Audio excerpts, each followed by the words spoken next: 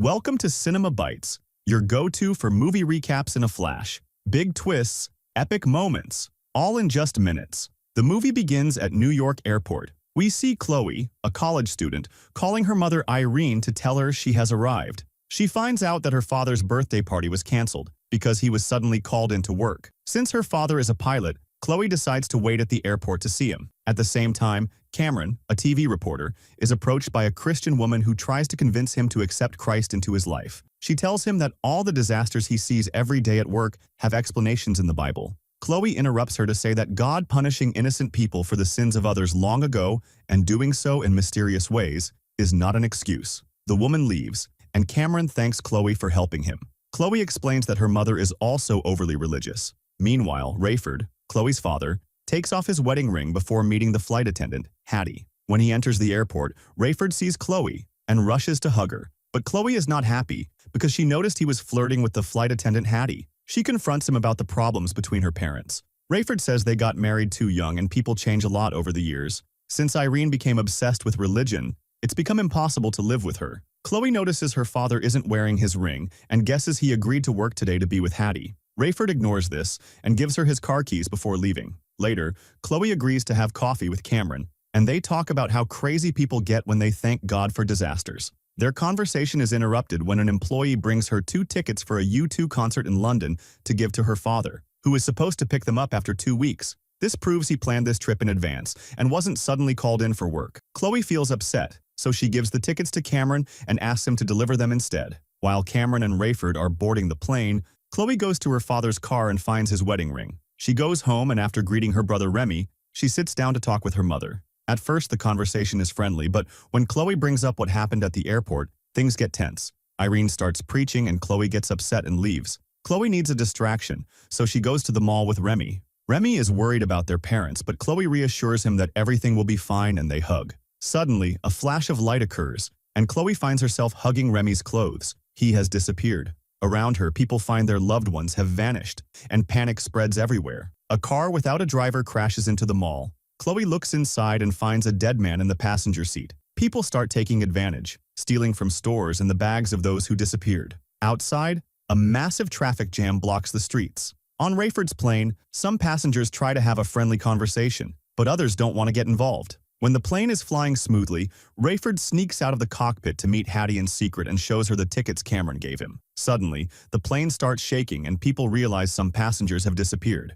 Panic sets in and the plane loses altitude, so Rayford rushes back to the cockpit to find his co-pilot has vanished. He immediately takes control to stabilize the plane. Cameron starts recording everything, and people lose their nerves, banging on the cockpit door and demanding to see the captain. Hattie can't calm them down, and Cameron tries to help her, but it's useless. Rayford sees this on the cameras and increases the cabin pressure, causing the oxygen masks to drop. The passengers, unable to breathe, have no choice but to return to their seats and use the masks. Afterward, Rayford tries to use the radio for help but gets no response, and his phone isn't working. Once everyone calms down, Rayford restores the cabin pressure and goes to talk to the passengers, using a firm voice to keep them in their seats. He reminds them that panic is their worst enemy right now, and they need to stay calm until they know more. Hattie notices the other flight attendant is missing and goes to the cockpit to ask Rayford to reassure her because she's falling apart. Since everyone is out of their seats anyway, Cameron starts recording again and interviews the passengers. No one saw anything strange. The disappearances happened in an instant and only the people's clothes were left. One woman panics, goes to the bathroom to sniff some drugs, returns to her seat, and says she knows none of this is real. Cameron tells her to go to sleep and notices she wrote, "Not real," on her hand. A Muslim man says they should pray, but another replies that they have different gods, so they can't all pray together. Before things escalate, Rayford Anno announces they are returning to New York. At the mall, Chloe manages to make her way through the crowd after several fights. She runs to the parking lot to continue searching for Remy, but has to flee when a small plane suddenly crashes and destroys Rayford's car. Chloe has no choice but to walk. When 2 men on motorcycles pass by, they steal her brother's bag. At that moment, an accident occurs on the bridge and a school bus falls into the river. Chloe runs to help the passengers but finds the bus empty. She quickly makes it to the city and tries to call home, but no one answers, and cars are crashing everywhere. An ambulance arrives to pick up the injured, and Chloe runs to it thinking Remy might be among the victims, but the police push her back. As Chloe continues walking in the city, the glass doors of a jewelry store suddenly explode, and a dead thief falls outside. A store employee comes out with a gun and points it at Chloe until she escapes. She quickly reaches the hospital and notices a sign that says, "The end is here." On TV, she watches the news and learns that people have disappeared all over the country and chaos and panic are spreading quickly. The hospital is packed with desperate people looking for their loved ones, and Chloe can't even get close to the entrance. She decides to go around back and breaks a glass door to sneak in, avoiding dozens of people in the hallway. She manages to reach the nursery and discovers all the newborns are gone. As she checks the rooms, a mother appears behind her and tells her that children of all ages have disappeared, not just in America but all over the world. Back to Rayford, he sees another plane flying on the same route and tries to contact the pilot, but no one responds. It turns out the other plane's pilots have also disappeared, but there are still some passengers left. Hattie runs to tell the passengers to fasten their seatbelts while Rayford begins to maneuver the plane. He starts moving his plane and knows exactly what to do, and the accident is successfully avoided. But Rayford's plane's wing still hits the other plane as it takes off. Cameron looks out the window and notices the other plane is falling and on fire. At the same time, one of the passengers, a racist and ignorant man, takes advantage of the distraction and checks the Muslim man's bag, thinking he might find the bomb that caused all this, but it's just an electric toothbrush. Another passenger says that humanity doesn't have the technology to do this, and thinks the people who disappeared were abducted by aliens. After a few minutes, the passengers call Hattie to show her there's something strange on the wing. Hattie makes Cameron take a picture and gives it to Rayford, who deduces that the wing is barely holding on because of something small. It will be difficult to land the plane. The autopilot isn't working either, and Rayford can't leave the cockpit, so he sends Cameron to check if anything is leaking from the wing. Cameron does so and confirms the plane is losing fuel. Another passenger notices this and starts to panic, and a woman breaks down, saying she wants to go back to where her son disappeared. Suddenly, the wing catches fire and the plane starts shaking, causing people to panic even more. Hattie and Cameron remind everyone they need to stay calm to avoid making things worse. Cameron then reports to Rayford, who explains there's nothing he can do except try to reach New York before the fuel runs out. Eventually, the fire goes out on its own, but because of the amount of fuel lost, they'll have to start descending earlier than expected. When Chloe returns to her neighborhood, she finds many people crying over their lost loved ones. Chloe runs home and is shocked to find it empty. Her mother's jewelry is thrown in the shower, and the phone has a voicemail that's just static. When Chloe finds Irene's Bible, she throws it angrily out the window. Then she goes to see the local pastor, who tells her this is called the rapture, and the people who disappeared went to heaven. He says he's here because even though he spent all these years preaching, he never truly believed it. God took all the children and believers to protect them from the dark times to come. But his words only make Chloe angrier, and she yells at the pastor before leaving. On the plane, Rayford searches his co-pilot's things and finds a watch with an inscription, which is a Bible verse saying that believers in God will have eternal life. Hattie brings the other flight attendants' belongings too, and they find a notebook with notes from Bible lessons.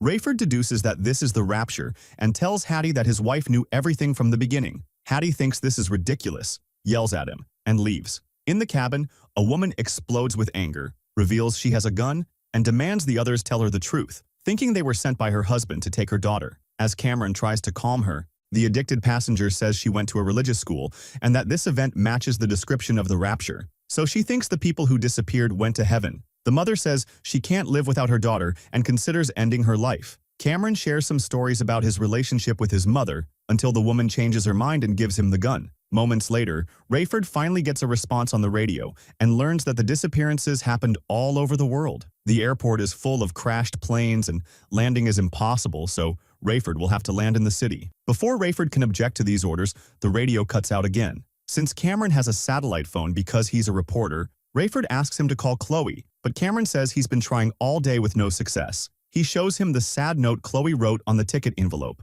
Rayford explains he wants to apologize to his daughter and admits it was never his wife's fault that their relationship failed. It was his. Whenever Irene talked about God, he would walk away. At the same time, Chloe is depressed and climbs to the top of a bridge. After looking at the view for a few seconds, she apologizes to her mother for how she treated her in the past and is about to jump when Cameron's call finally reaches her phone. She's able to talk to Rayford, who tells her he loves her and agrees that Irene was right. Rayford explains he's not sure if he'll find a place to land the plane, but before he can say anything else, the phone loses signal, and the call ends. But knowing her father is still alive is enough for Chloe to get down and run back to the city. There, she takes an abandoned bike to move faster. At the same time, Rayford tells the passengers about their slim chances of survival and asks them to start praying as the plane begins to descend. Chloe arrives at a construction site, climbs onto a truck, and starts clearing the area, moving everything away. She tries to call Cameron, and luckily the signal returns. So she's able to tell her father she found a place for him to land.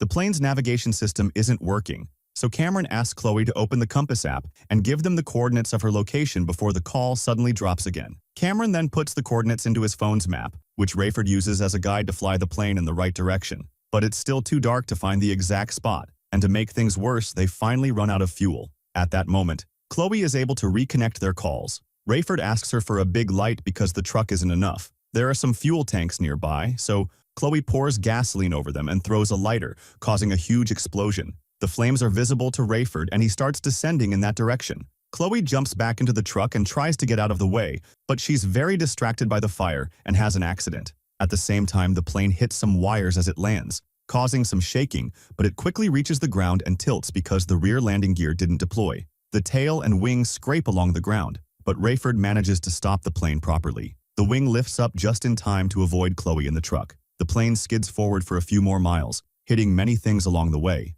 It looks like it's about to hit a huge fuel tank, but thankfully it stops before the worst happens, and everyone is safe. As the fire Chloe started explodes again, Hattie deploys the inflatable slide so everyone can finally leave the plane. Chloe runs to hug Cameron and Rayford, who admits he should never have left her. She gives him his wedding ring and her mother's ring before everyone gathers together, so he can look at the distant city and they pay attention to all the fires. And Cameron says it's the end of the world, but Chloe thinks it's just the beginning. And that's the end of the movie. We'll meet again in a new summary.